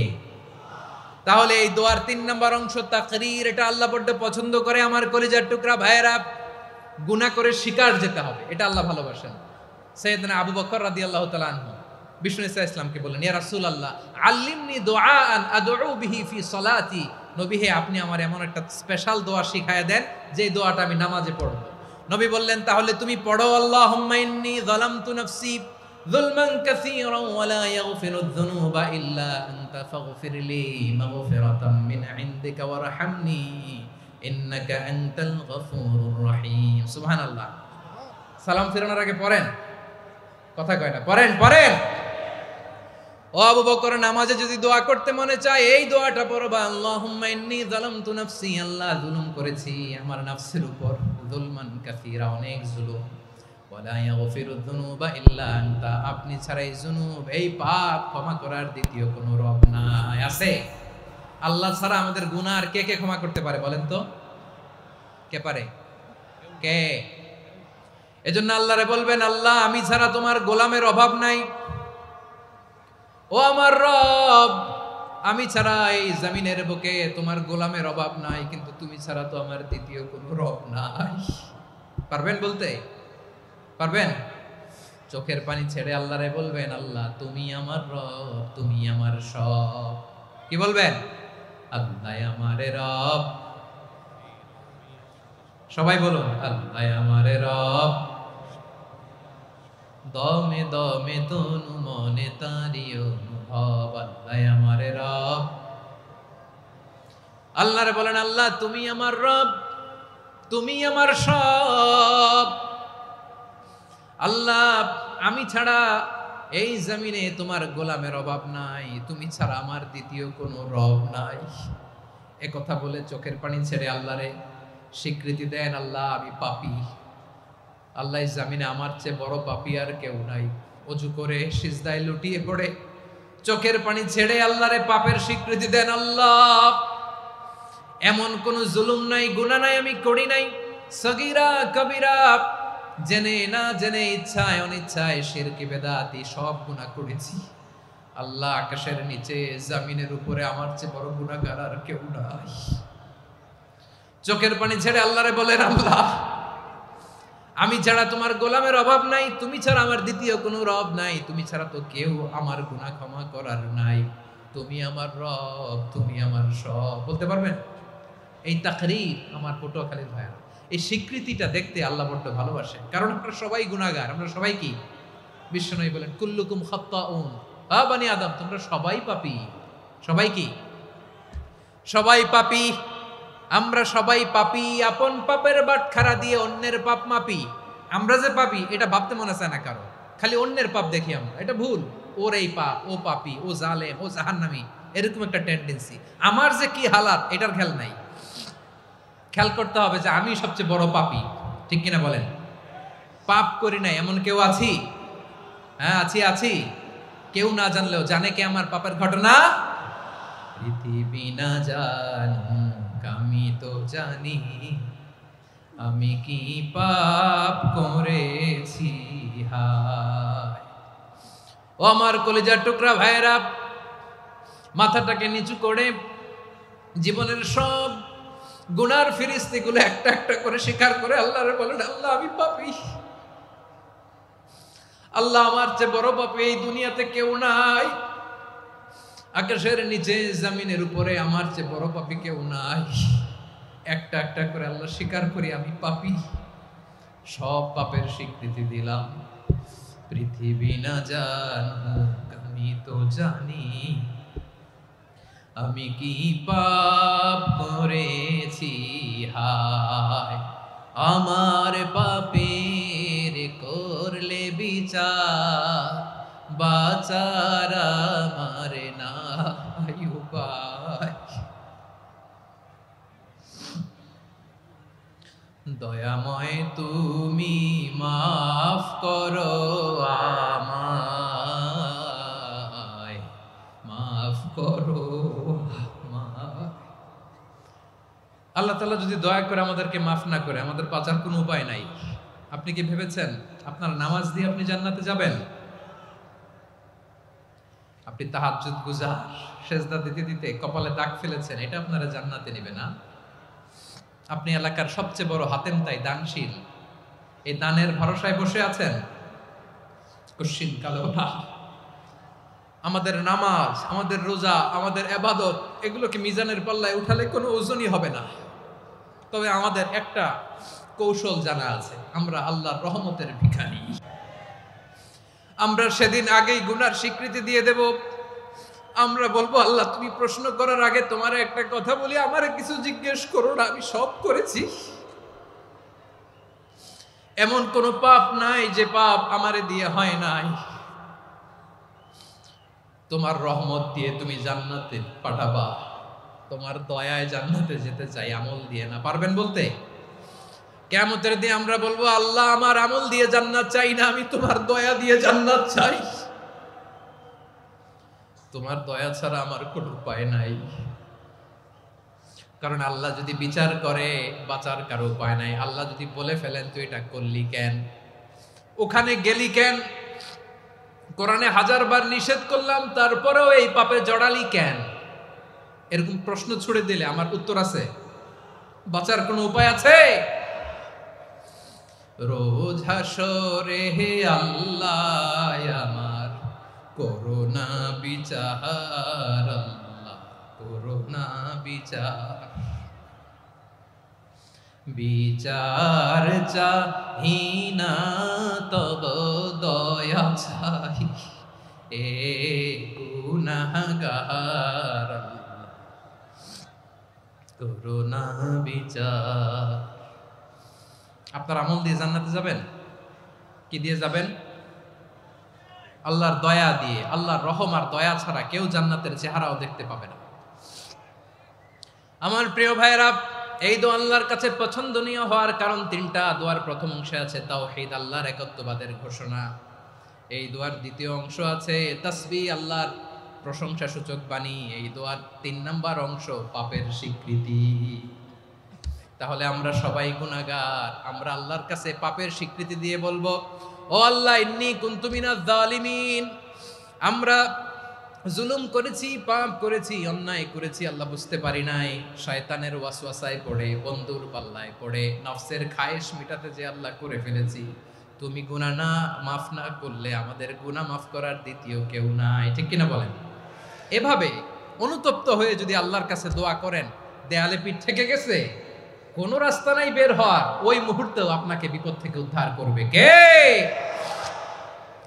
বিশ্বনবী চরম বিপদে পড়লে 2টা দোয়া পড়তেন। প্রথম হলো এটা, লা ইলাহা ইল্লা আনতা সুবহানাকা ইন্নী কুনতু মিনাল জালিমিন। এই দোয়াটা আমরা বেশি বেশি পড়ব প্রিয় ভাইরা। রাজি আছেন? সবাই আওয়াজ করে পড়ুন ইনশাআল্লাহ।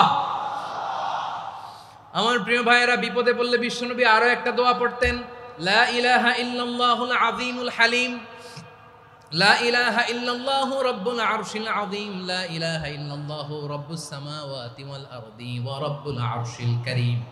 এই যে বললাম, রেকর্ড হয়ে গেছে। এখন তো আর ইনস্ট্যান্ট মুখস্থ না হলো, পরে মুখস্থ করে নেবেন। আল্লাহ ছাড়া কোনো উপাস্য নাই, তিনি সুমহান, মহা সহিষ্ণু। আল্লাহ ছাড়া কোনো উপাস্য নাই, তিনি সুমহান, আরশের অধিপতি। আল্লাহ ছাড়া কোনো উপাস্য নাই, তিনি আকাশের মালিক, জমিনের মালিক, তিনি সুবিশাল আরশের অধিপতি। সুবহানাল্লাহ পড়েন। এই দোয়াটা কেউ যদি পড়ে যদি এর ওসিলা করে দোয়া করে, তাকে বিপদ থেকে মুক্তি দেয় কে? মনে থাকবে আপনাদের? তাহলে বিপদের প্রথম ধাক্কায় কি যেন পড়তে হয়? ইন্না লিল্লাহ। তারপরে কি বলে আল্লাহর কাছে নিজেকে সঁপে দিতে হয়? দেয়ালে পিঠ থেকে গেলে লা ইলাহা ইল্লা আনতা সুবহানাকা ইন্নী কুনতু মিনাজ জালিমিন। 2 নাম্বার হচ্ছে লা ইলাহা ইল্লাল্লাহুল আযীমুল হালিম, লা ইলাহা ইল্লাল্লাহু রাব্বুল আরশিল আযীম, লা ইলাহা ইল্লাল্লাহু রাব্বুস সামাওয়াতি ওয়াল আরদি ওয়া রাব্বুল আরশিল কারীম। মনে থাকবে?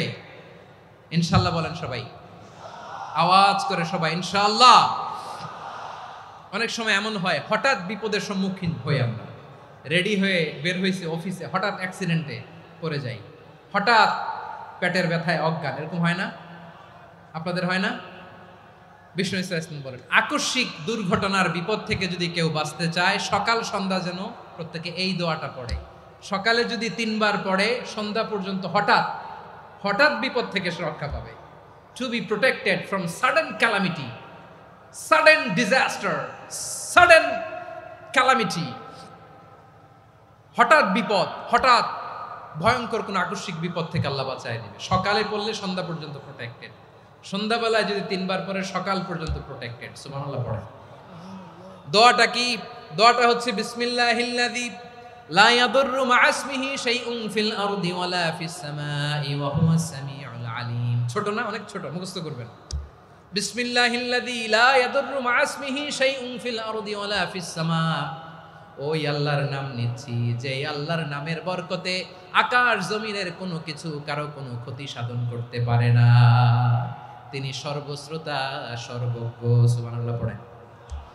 পড়বেন এই দোয়াটা, বিসমিল্লাহিল্লাযী লা ইয়াদুররু মা'a ইসমিহি শাইউন ফিল আরদি ওয়ালা ফিস সামাই ওয়া হুয়াস সামিউল আলিম। ফজরের পরে 3 বার, মাগরিবের পরে 3 বার যদি কেউ পড়ে, প্রোটেক্টেড, যে কোনো হঠাৎ বিপদ থেকে প্রোটেক্টেড। প্রোটেক্ট করেন কে? ওই আল্লাহর নাম নিচ্ছি যে আল্লাহর নামের ওসিলায় আকাশ জমিনের কোনো কিছু কোনো ক্ষতি করতে পারে না। সুবহানাল্লাহ পড়েন। আচ্ছা, এবার আমাদের জীবনে দুশ্চিন্তা আছে না নাই বলেন?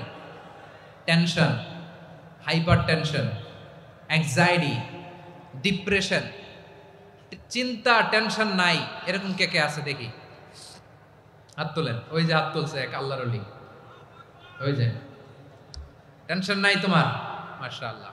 ও না বুঝে তুলছে, জোকের চোটে, জোশের ঠেলায় ধাক্কায় তুলে ফেলছে। সবার জীবনে টেনশন আছে না নাই? এই দুশ্চিন্তা, পেরেশানি, মারাত্মক পেরেশানি থেকে মুক্তি পাওয়ার জন্য বিষ্ণু ইসলাম দুটো দোয়া পড়তেন। কয়টা? অনেকগুলো পড়তেন। স্পেশাল দুটো দোয়া আজকে আপনাদের শিখায়া যাব, শুনবেন না? কষ্ট হচ্ছে? সংক্ষিপ্ত মুনাজাত দিয়ে দেই। ওরে আল্লাহ, আমি তো 9:30 ক্রস করে ফেলছি মাসুদ ভাই, খেয়াল করে নেই। আরো কয়েক মিনিট, ঠিক আছে ঠিক আছে।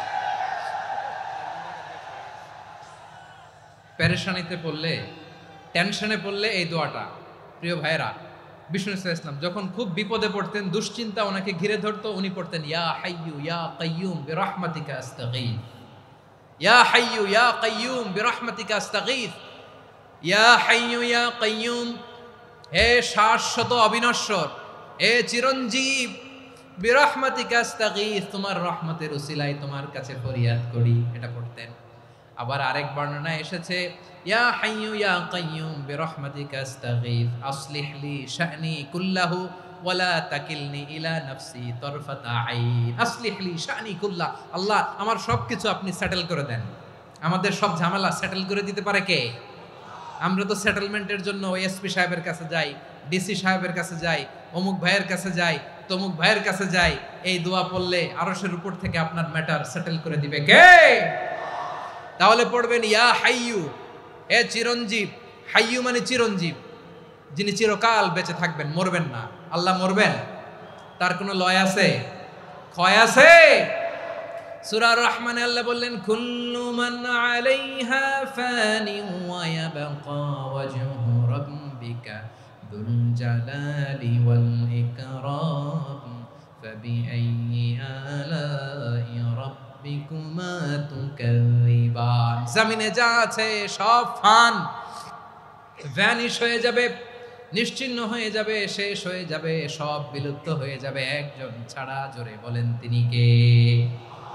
ইয়া হাইয়ু, আমার সাথে আওয়াজ করে পড়েন ইয়া হাইয়ু ইয়া কাইয়ুম ইয়া হাইয়ু ইয়া কাইয়ুম বিরহমাতিকা আস্তাগীথ আসলিহ লি শা'নি কুল্লা ওয়ালা তাকিলনি ইলা নাফসি তারফাতা আইন। এভাবে দোয়া করলে আপনাকে বিপদ মুক্ত করবে কে? এই দোয়াটা কেন পছন্দ আল্লাহর কাছে? কারণ এখানে আল্লাহর দুইটা সুন্দর নাম আছে, গুণবাচক নাম, আল হাই, আল কাইয়ুম, এই দুটো নাম আছে এখানে। আবার এই দুইটা আয়াতুল কুরসির অংশ। আয়াতুল কুরসির শুরু তো এটা আছে না নাই? হ্যাঁ, আছে না নাই? 3 নাম্বার কারণ, এটা ইসমে আজম। কোন দোয়াটা ইসমে আজম? যে দোয়া ওসিলায় দোয়া করলে আল্লাহ দোয়া ফেরায় না। অনেকগুলো মত আছে, সবচেয়ে ভ্যালিড মত হচ্ছে এটা, ইয়া হাইয়ু ইয়া কাইয়ুম, এর ওসিলা দিয়ে দোয়া করলে দোয়া কবুল করে কে? 2 নম্বরে বিশ্বনবী মারাত্মক বিপদে পড়লে আরেকটা দোয়া পড়তেন, আল্লাহুম্মা ইন্নী আবদুক। আগে দোয়াটা পড়ি, শুনেন। আল্লাহুম্মা ইন্নী আবদুক ওয়া ইবনু আবদিক ওয়া ইবনু আমাতিক নাসিয়াতি বিয়াদিক মাদিন ফিয়া হুকমুক আদলুন ফিয়া কাদাউক আসআলুকা বিকুল্লি ইসমিন হুয়া লাক সাম্মাইতা বিহি নাফসাক আও আনসালতাহু ফি কিতাবিক আও আল্লামতাহু আহাদাম মিন খালকিক أو استأثرت به في علم الغيب عندك أن تجعل القرآن ربيع قلبي ونور صدري وجلاء حزني وذهاب همي। سبحان الله পড়েন। বিষ্ণু বলতেন আল্লাহুম্মা ইন্নী আবদুক, ও আল্লাহ আমি আপনার গোলাম, ওয়াবনু আবদিক, গোলামের ঘরের গোলাম, ওয়াবনু আমাতিক, বাদির ঘরের গোলাম। মানে আল্লাহ আমি আপনার গোলাম, আমার বাবা আব্দুল্লাহ ছিল আপনার গোলাম, আমার মা আমিনা ছিল আপনার বাদী। মানে আমরা গোলাম বংশের, সব গোলাম। নিজেরে এর চেয়ে আর ছোট করে আল্লাহর কাছে উপস্থাপন করা যায় আমার ভাইয়েরা? কথা কি বুঝতেছেন? নিজেকে এর চাইতে ছোট, নগণ্য আর তুচ্ছ করে আল্লাহর সাথে প্রেজেন্ট করা যায়?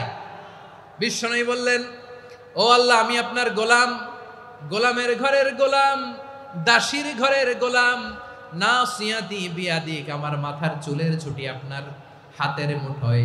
আপনি ডানে টান দিলে আমি ডানে যেতে বাধ্য, আপনি বাঁয়ে টান দিলে বাঁয়ে যেতে বাধ্য। সুবহানাল্লাহ বলেন। পিছনে দুই একজন ভাই দাঁড়ালেন কেন? হ্যাঁ, বসুন। জায়গা চেঞ্জ করতেছে, সেই দুপুর থেকে বসে আছে, আমি জানি। মাশাআল্লাহ, কেউ দুই একজন বেরিয়েছে, গ্যাপ পূরণ করতেছে। মাশাআল্লাহ। পড়েন সুবহানাল্লাহ, আলহামদুলিল্লাহ, লা ইলাহা ইল্লাল্লাহ, মুহাম্মাদুর রাসূলুল্লাহ সাল্লাল্লাহু আলাইহি ওয়াসাল্লাম। বিশ্বনবী বললেন, আল্লাহ আমার মাথার চুলের ঝুঁটি আপনার হাতের মুঠোয়। আচ্ছা, এইভাবে কাকে ধরা হয়? যে খুব ছোট, ঠিক কি না? নিজেকে কত ছোট করলেন বিশ্বনবী। ও আল্লাহ, আমার মাথার চুলের ঝুঁটি আপনার হাতের মুঠোয়, আপনি ডানে টানলে আমি ডানে যাব, বাঁয়ে টানলে বাঁয়ে যাব।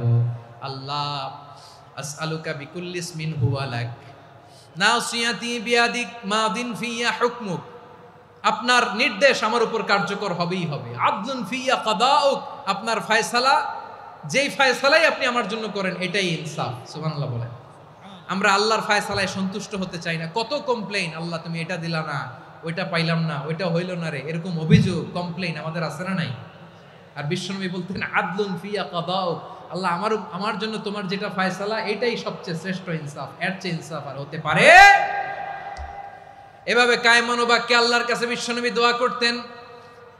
এরপরে বিশ্বনবী বললেন, আল্লাহ তোমার যত নাম আছে সব নামের ওসিলায় দোয়া করি, যে নাম তুমি আমাদেরকে জানিয়েছো, যে নাম তুমি আমাদেরকে জানাও নাই, যে নাম তুমি কোরআনে নাজিল করেছো, যে নাম নাজিল করো নাই, যে নাম শুধু নবীদেরকে জানিয়েছো।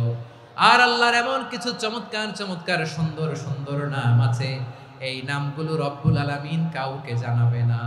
সুবহানাল্লাহ বলেন।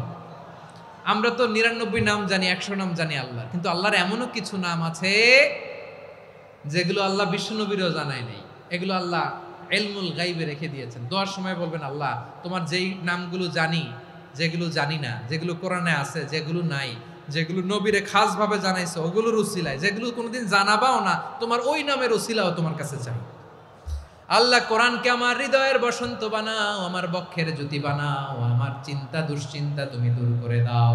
বিশ্বনবী বললেন, এই কালিমাগুলো, এই বাক্যগুলো পড়ে যদি কেউ আল্লাহর কাছে ফরিয়াদ করে, তার হৃদয় থেকে দুশ্চিন্তা কাটিয়ে দিবে কে? পড়বেন, এই দোয়াগুলো পড়বেন। আচ্ছা, সব শেষে বলি, ঋণের বোঝায় যারা জর্জরিত, বিষ্ণু ইসলাম চমৎকার একটা দোয়া শিখিয়েছেন। আমাদের অনেকে ঋণের বোঝায় জর্জরিত, আছে না নাই? এদিকে কেউ আছেন? থাকলে হাত তোলার দরকার নেই, থাকলে এই দোয়াটা পড়বেন। এক সাহাবীর নাম আবু উমামা, নামাজের ওয়াক্ত ছাড়া উনি মসজিদে যেয়ে বসে আছে। বিশ্বনবী বললেন, কি রে আবু উমামা, নামাজের তো ওয়াক্ত হয় নাই, মসজিদে কি? সাহাবী বলে, হুমুমুন লাজিমাতনি ওয়া দুয়ুন, নবী গো, ঋণের বোঝায় এমন টেনশনে আছি, ঘরে থাকতে পারলাম না, মসজিদে চলে আসছে। বিশ্বনবী বলেন, আমি কি তোমার এমন একটা দোয়া শিখাবো যেটা পড়লে আল্লাহ তাআলা তোমার ঋণের বোঝা হালকা করে দিবে? আবু উমামা বললেন, ইয়া রাসূলুল্লাহ, অবশ্যই শিখাবেন। বিশ্বনবী বললেন, তাহলে তুমি পড়বা, আল্লাহুম্মা ইন্নী আউযু বিকা মিনাল হাম্মি ওয়াল হাযান ওয়া আউযু বিকা মিনাল জুবনি ওয়াল বুখল ওয়া আউযু বিকা মিন গালাবাতিদ দাইনি ওয়া কাহরির রিজাল। ও আল্লাহ, তোমার কাছ থেকে দুশ্চিন্তা থেকে পানা চাই, কৃপণতা, ভীরুতা, অলসতা, কার্পণ্যতা, এই সব কিছু থেকে, মানুষের কঠোরতা, আমার উপর মানুষের আধিপত্য এবং ঋণের বোঝা থেকে পানা চাই। এই দোয়াটা যখন বিশ্বনবী শিখাই দিলেন, আবু উমামা বারবার এই দোয়া পড়ে, আল্লাহুম্মা ইন্নী আউযু বিকা মিনাল হাম্মি ওয়াল হাযান ওয়া আউযু বিকা মিনাল আজজি ওয়াল কাসাল ওয়া আউযু বিকা মিনাল জুবনি ওয়াল বুখল ওয়া আউযু বিকা মিন গালাবাতিদ দাইনি ওয়া কাহরির রিজাল। আবু উমামা বলে, এই দোয়া আমি পড়তে লাগলাম। কিছুদিন পরে দেখা গেল বিশ্বনবীর শেখানো এই দোয়ার বদৌলতে আল্লাহ তাআলা আমার সব ঋণ পরিশোধের ব্যবস্থা করে দিয়েছেন। পড়বেন। আমার প্রিয় পটুয়াখালীর ভাইয়েরা, বিশ্বনবীর জামাতা সাইয়্যিদিনা আলী রাদিয়াল্লাহু তাআলা আনহুর কাছে এক লোক এসে বলে, হে আলী, ঋণের বোঝায় আমি জর্জরিত, আমার কিছু অর্থ দিয়ে সাহায্য করো। সাইয়্যিদিনা আলী রাদিয়াল্লাহু তাআলা আনহু বললেন, আমি কি তোমারে এমন একটা দোয়া শিখাবো যেটা বিশ্বনবী আমাদের শিখিয়েছেন? এই দোয়া যদি তুমি পড়ো, লাউ কানা আলাইকা মিসলু জাবালিন কাবীরিন দাইনান আদাল্লাহু আনকা, পাহাড় পরিমাণে যদি ঋণের বোঝা হয়, আল্লাহ এটা পরিশোধের ব্যবস্থা করে দিবেন। ছোট্ট একটা দোয়া বিশ্বনবী শিখালেন, বললেন তুমি পড়বা আল্লাহুম্মা কফিনি বিহালালিকা আন হারামিকা ওয়া আগনিনি বিফাদলিকা আম্মান সিওয়াক। মুখস্থ আছে? হ্যাঁ আছে। আল্লাহুম্মা কফিনি বিহালালিকা আন হারামিক, আল্লাহ তোমার হালাল দিয়ে আমাকে পরিতুষ্ট করো, হারাম থেকে বাঁচিয়ে রাখো, আর তোমার অনুগ্রহে মানুষের মুখাপেক্ষী যেন আমি না হই, আমি যেন সবসময় তোমার মুখাপেক্ষী হয়, ওই তৌফিক দিও। সুবহানাল্লাহ পড়েন। এই দোয়া বেশি বেশি পড়লে ঋণের বোঝা হালকা করে দিবে কে? তাহলে প্রিয় ভাইয়েরা, বিপদে পড়লেই প্রথমে কি পড়বেন? পটুয়াখালী ভুইলা গেছে। বিপদে পড়লেই প্রথমে ইন্না লিল্লাহ কি বলে নিজেকে আল্লাহর কাছে সঁপে দিতে হয়? হাসবুনাল্লাহ। চরম বিপদে দেয়ালে পিঠ থেকে গেছে, তখন লা ইলাহা ইল্লা আনতা সুবহানাকা ইন্নী কুনতু মিনাজ জালিমিন। এরপরে লা ইলাহা ইল্লাল্লাহুল আযীমুল হালিম, এই দোয়া। আকস্মিক বিপদ, হঠাৎ যেন কোনো বিপদ আমাকে পেয়ে না বসে, এটার জন্য বিসমিল্লাহিল্লাযী লা ইয়াদুররু মা ইসমিহি শাইউন ফিল আরদি ওয়ালা ফিস সামাই ওয়া হুয়াস সামিউল আলীম। সকালে 3 বার, রাতে 3 বার। আর মারাত্মক tension, hyper tension, anxiety, depression থেকে বাঁচার জন্য 2 দোয়া, ইয়া হাইয়্যু ইয়া কাইয়্যুম, ইয়া হাইয়্যু ইয়া কাইয়্যুম, মনে থাকবে? আর আল্লাহুম্মা ইন্নী আবদুক, এই দোয়া। ঋণ থেকে বাঁচার জন্য 2 দোয়া, আল্লাহুম্মা ইন্নী আউযু বিকা মিনাল হাম্মি ওয়াল হাযান, এটা। আর আল্লাহুম্মা কফিনি বিহালালিকা আন হারামিকা ওয়া আগনিনি বিফাদলিকা আম্মান সিওয়াক।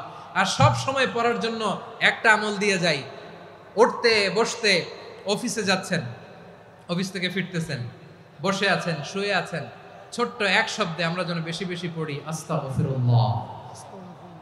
আওয়াজ করে আমার সাথে পড়ুন আস্তাগফিরুল্লাহ। আবার পড়ুন আস্তাগফিরুল্লাহ।